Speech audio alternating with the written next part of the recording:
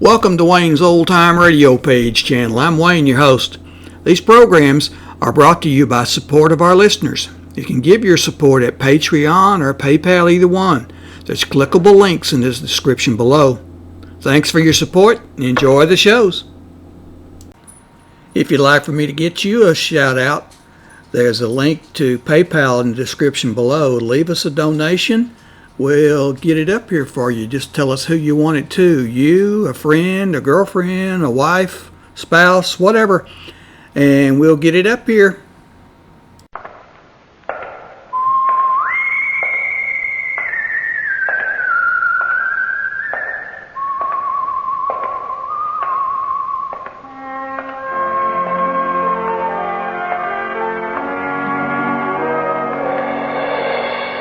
The Adventures of the Saint, starring Vincent Price.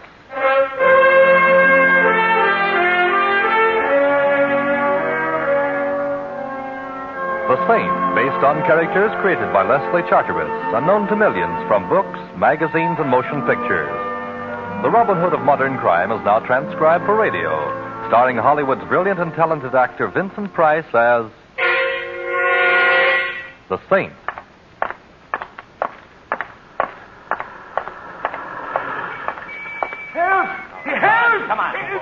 Hey, what's going on here? This is my car here. No, stop it. Hey, cut it out. Stop it. What's the idea? Now let that man alone. Look, you keep out of this, buddy, or I'll... Well, that ain't the same. It's euphonic, but slightly ungrammatical, Mac.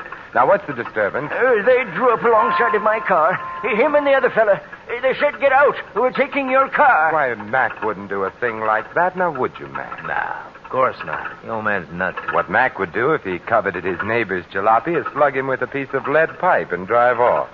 Yeah, so good night. I got business. Now, wait, Mac. You could satisfy my curiosity a little. Why should you want to steal this gentleman's old automobile when you've got nicer, newer ones to choose from? Yes, ask him, mister. Ask him. Yeah, ask me, Saint. Go ahead. I'm going to satisfy a little curiosity of my own. I didn't think you had any, Mac. What shape does it take? I always wondered how you'd look dead. Good night, all. Good night, Mac. Be seeing you? You let him go. Yes, he convinced me that I should for now. There's nothing like a 32 in the pocket of a known thug for winning an argument. Did you say there was another fellow with him? Yes. Run off when he heard you coming. It was the same fella tried to buy my car yesterday. Someone tried to buy this car? Oh, sure. This fella tried to buy it. And there was a woman made an offer, too. You mean you actually refused? I ain't selling until I find out why they want to buy it so bad. This fellow who tried to buy the car, do you know his name? No, he looked like a gentleman until... Until you found him consorting with felonious intent with our just-departed friend, eh? Tell me, was he well-dressed, an annoying little mustache placed just over the sneer he wears for a mouth? Well, yes. Say, how did you... That's easy. Our friend Mac does piecework for him. Fancy Dan Turner is his current alias.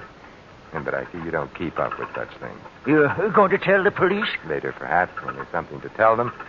Right now, I've got a great thirst that needs quenching. A thirst for knowledge. Huh? Yeah, what's your name and where do you live? Collins. 302 East 8th Street. Mm-hmm. Now, put your car in cold storage, old-timer, and take care of yourself. Something tells me this is Rat's night out.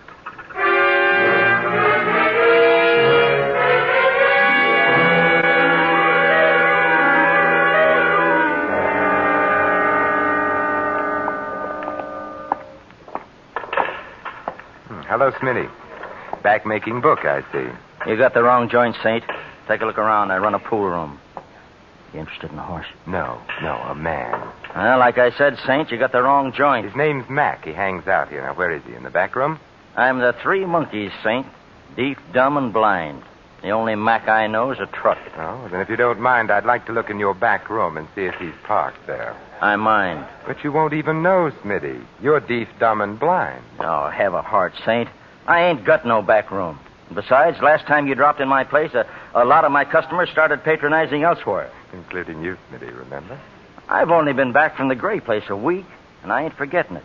Oh, come on, Saint. Be a good guy. Beat it, huh? No, Smitty. Let him stay a while. Hello, Mac. I was hoping you were smart enough to go home and get some sleep. How could I sleep with you out roaming the streets, Mac? You know how I worry. Yeah, too much. What does he want, Saint? You. Why, Saint? I want to talk with Fancy Dan Turner. What about... Now, let's not be coy, Mac. It doesn't become you. I want to ask Turner why he's trying to steal a jalopy from an old man. Well, what do you know? I got a surprise for you, Saint. I'll take it to him.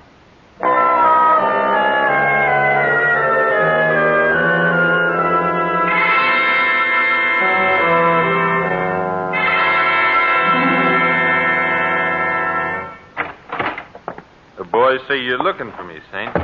The boys are right. So you found me. So? I understand you're interested in a certain old car. So what? Probably the Smiling Irishman is, too. A broken down 1929 sedan seems a little slow for a fast man like you, Fancy Dan. Well, maybe I like to go slow enough to read the billboards when I drive. What's it to you, Saint? It depends on what it is to you, Turner. What's on the fire? You are. There's a handle with care sign on this deal, and I don't want just anybody cutting in. You're a fouler-upper. You've been stepping high and fancy-free too long, Turner. You're beginning to irritate me. The feeling's likewise, Saint. Only I got more than fingers in my fist and you haven't. It's a nice gun you're so bravely wearing, Turner. It must be a pretty big pot to change a small-time con artist like you into a fire-breathing gunman. Big potatoes, huh? Yeah, plenty big, Saint. So big I wouldn't hesitate to shoot at the slightest move. Am I clear? You couldn't be clearer if you were a day ordered by the Chamber of Commerce. Good. Oh, it ain't a palace, Saint. It's just the back room of a pool parlor, but please stay and be my guest. Oh, very well, for a little while anyway. Where are the boys? Out. They're wasting their time. Collins won't sell his old wreck. Some old men are stubborn. And Collins seems like a hard man to intimidate. Well, that all depends on who's doing the intimidating, Saint. Now, Mac's a chowderhead and Smitty's even worse, but put the two boys together and you'll get a job of work done.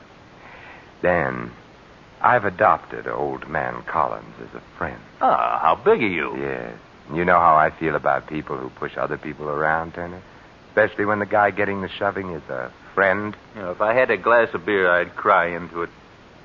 Sit back and relax, Saint. The boys will be back with what they want after soon enough, and maybe then I'll let you go home. You mean they're coming back with the car? Well, maybe not the whole car. Sit back and relax. Hey, relax. Hey, what are you doing? Sitting back with my chair to the wall, Turner. You want me to relax, don't you? Yeah, Hey, let go of that cue stick. As my old grandmother used to say, Turner, there's nothing as relaxing as a game of pool. Particularly with a hoodlum's head as the cue ball.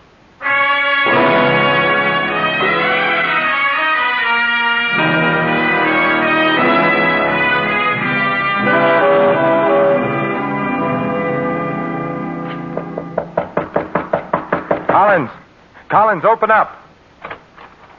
You wouldn't be from the police now, would you? No, I'm no more a policeman than you are, old man Collins. Come in and be welcome, then. Where's Collins? The old man? He's here. Where? Behind the sofa. But if you have a mind to look at him, make it a quick look. Dead? Very. How? Every way. Beaten, stabbed, and tortured. Maybe even shot, for all I know. Yes, and for all I know, maybe you've got a gun with an empty chamber, for all I know. Bless me, no. Me business doesn't allow it. Just what sort of business are you in, Irish? The name's O'Brien. Ah. When a job is pulled and the police go after the boys who pull it, I make an end run and go after the swag. Or at least part of it. Oh, I see. What's the swag here? Collins' wallet? Not unless there's 400 grand in it. 400? Oh, no, I'm afraid you'll find the old man a few cents short. Who killed him? Not I. How do I know? You don't. You're right. What brought you here? Why, I'm here about the old car, of course. You want to buy it? Certainly, don't you? Say, maybe you're not being cute. Maybe you really don't know about the... About what? Well, now, I'm greatly relieved. When I first saw you come through that door, I said to myself, O'Brien, here comes some more competition. But I see you're not. I'm relieved, laddie. Greatly relieved. Turner is competition enough, eh? Yes, but Turner and his ugly ducklings are nothing compared to... Who? In time. I got here just a minute before you, laddie. The old man was dead when I arrived. Beyond that, I know nothing. Get down. Oh, O'Brien! O'Brien! Competition. Getting worse. All the time. I'll call the doctor. No. Thanks, laddie. Lay off this frolic. He'll get you next. You're gonna die, mister. You're gonna... O'Brien, the old man's car, what... Well, I guess I'll have to try another angle. This one's pretty dead.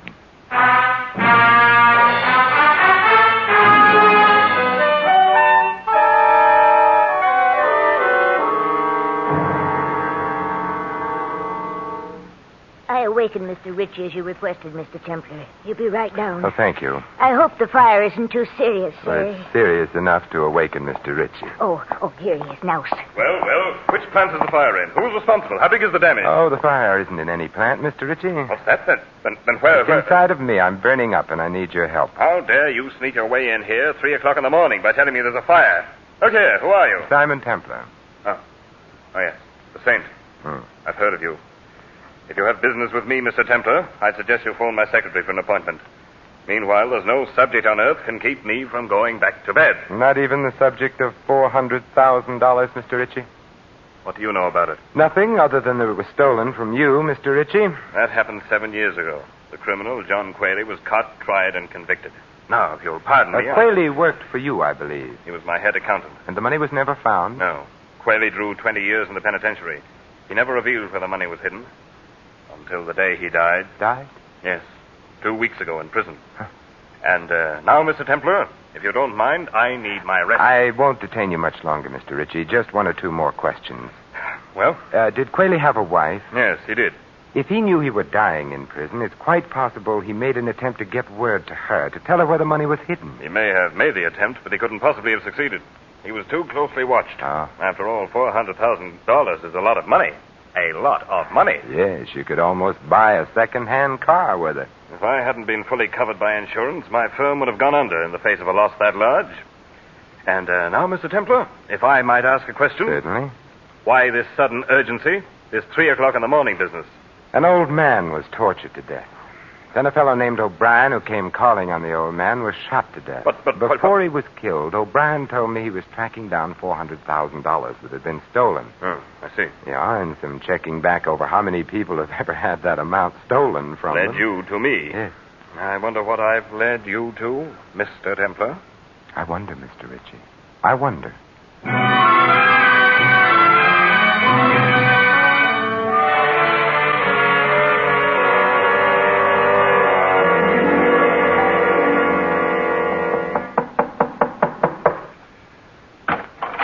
Yes?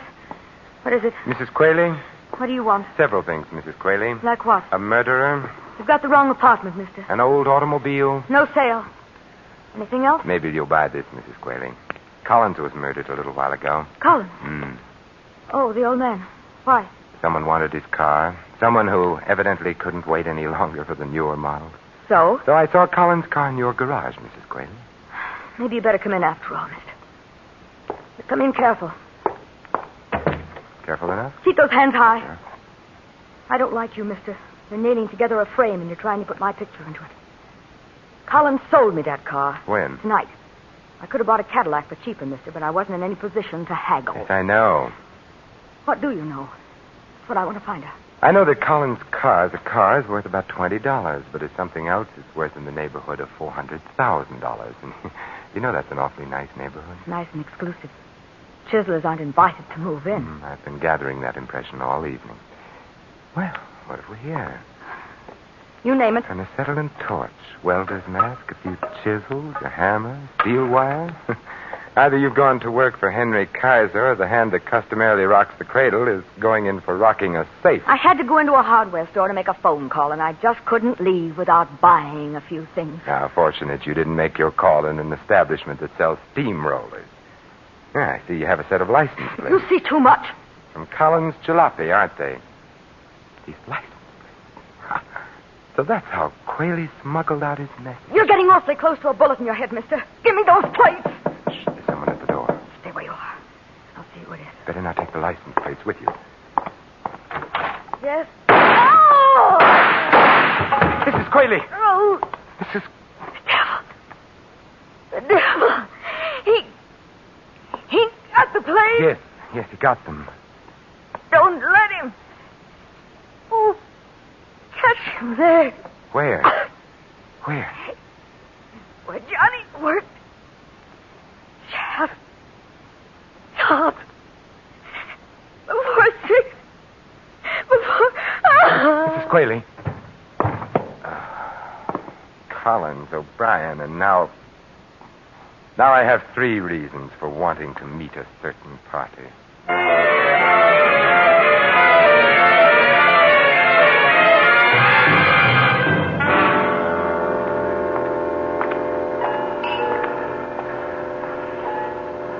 Taxi! Hey, taxi! They don't stop sometimes when it's so early in the morning, Saint, because they're on the way back to the garage. Well, what brings you out so early, Mac? Looking for a drunk to roll? Just looking for you, Saint, just looking for you. See here what I got in my hand? Oh, there goes that coy streak in you again, Mac. All right, so it's a gun. Well, what does it want me to do? Come, go, turned handsprings, quote Shelley, play the bassoon? You have to speak for it, Mac. Very funny. Look out, it shouldn't speak for itself, Saint. I and the gun, one you should get in that there car. Well, you have a most persuasive way of offering a fellow a lift, Mac. Yeah, a lift. Right now, it's a lift. Later on, it may grow into a ride. Come on. Where are we going, Mac? Back to our little gray home in the rear of the pool room, Saint. Fancy Dan Turner wants he should thank you for showing him a new trick. Oh, it really isn't necessary. He feels like it is, Saint. He feels like it is. He's got a couple of tricks he wants to show you. Sounds like fun. Go on into the car, Jim. Turner's waiting. He's got very little patience.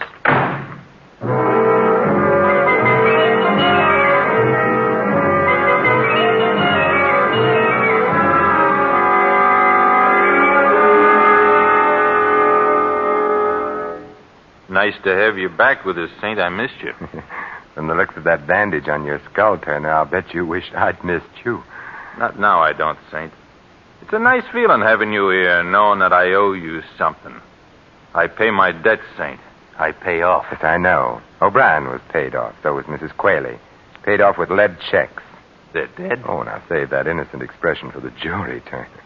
You'll need everything you've got. Well, when were they killed, Saint? Okay, I'll stooge for you. They were killed an hour or 2 after I so abruptly left you before. Oh, well, I'll have to find another pigeon, Saint. My alibi's fat. How fat, Turner? City Hospital.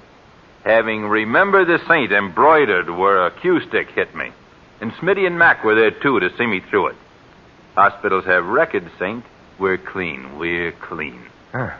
Then you've got a competitor you don't know about, Turner. Yeah, looks that way. For a job that was supposed to be as simple as this one, I got too many competitors. I wonder how come. Who fingered the job for you, Turner? Who told you Quayle got word out to his wife about where the money was? I got nothing for you, Saint. Smitty, wasn't it? Smitty just finished a stretch up the creek. My guess is he ran into Quayle, maybe shared a cell with him. No. It was in the jail hospital they met. Smitty worked there. Quayle was dying off his nut. Smitty made him talk. Yeah, and Smitty, not being mentally suited for solo work, spilled the pitch to you, Turner, for a price, of course, for money on the line. Yeah, 10 G's to buy in on a 400,000 job. But what are you driving at? What are you picking Smitty's bones for? I was just wondering, Turner, how much O'Brien paid Smitty for his slice of this exclusive information, and how much your other competitors shelled out. The one who happily goes around killing people. What do you mean? If you ask me, Turner, your pal Smitty is the sort of rat that even rats on rats. He sold Quayle's secret 3 times that we know of. Hey, thanks for handicapping it for me, Saint. If you're really grateful, Turner, you can return the favor by telling me what time. It's 5:15 in the morning, Saint, but you ain't going nowhere. I have a date to keep before 6, Turner, with your competitor. Yeah, Saint, that's what you think. Maybe not, Turner. What do you say we play a little pool while we're waiting for the board? Get away from that pool table. I ain't playing any games with you, Saint. Well, maybe pool was the wrong game. How about a game of pitch and catch? What? Yeah, I pitch like this. Oh! And you catch it like that. Hate to leave you all by yourself there in the side pocket, but like I said, I have a date to keep.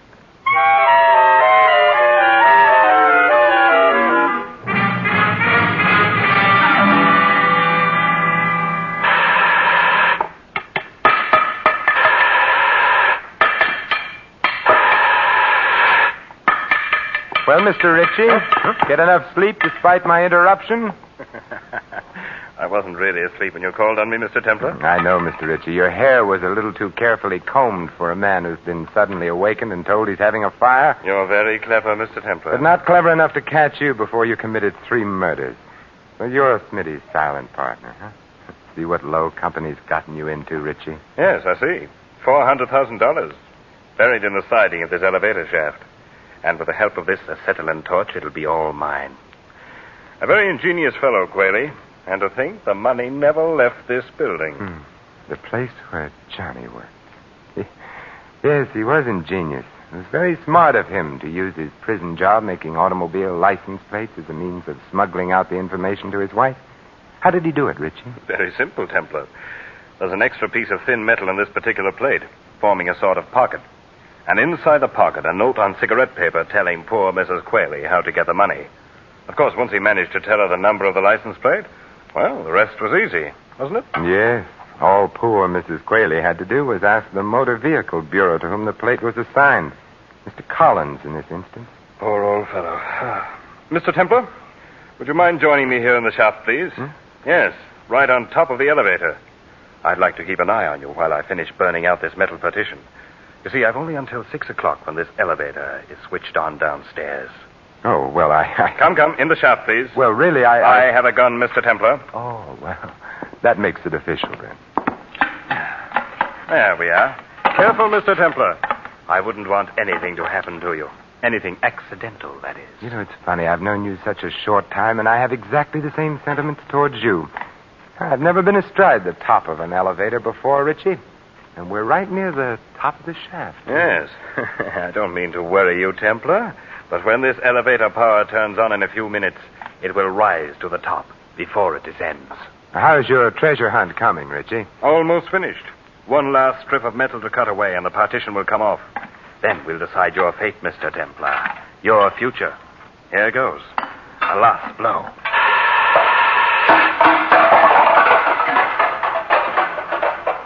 It's there. It's there. I see it. $400,000 in currency, Templar. Think of it. Think of it. You think of it, Ritchie, and also think of how much blood was spilled on it. Preaching, Templar? You? I never thought. What's that? The elevator, Ritchie. Maybe it came to work a little early today. My money. My money. Come on, Ritchie. Come on, get off. No, there's still some money left here. I want it. I want it all. All. Come on, we've got to get off. Jump, Ritchie, jump. No, my money. I must save the money. Ritchie, you fool. All right, I got it.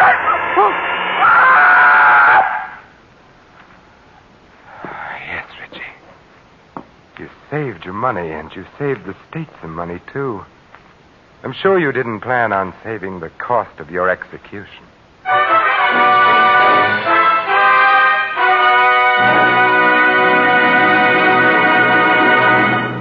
You have been listening to another adventure of the Saint, the Robin Hood of modern crime. And now, here is our star, Vincent Price. These immortal words of Ovid, translated from the Latin, express quite well indeed the justice of our Mr. Ritchie's fate. Nor is there any juster law than that the contrivers of death should perish by their own contrivances. This is Vincent Price inviting you to join us again next week at this same time for another exciting adventure of the Saint. Good night.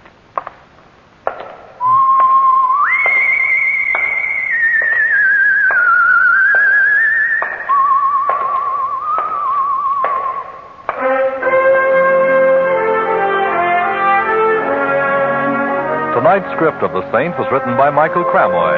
Our cast included Laureen Tuttle, Barney Phillips, Tony Barrett, Fred Howard, and Dan O'Herlihy.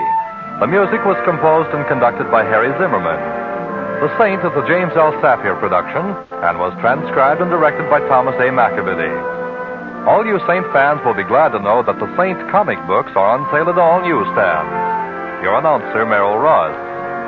This is the Mutual Broadcasting System.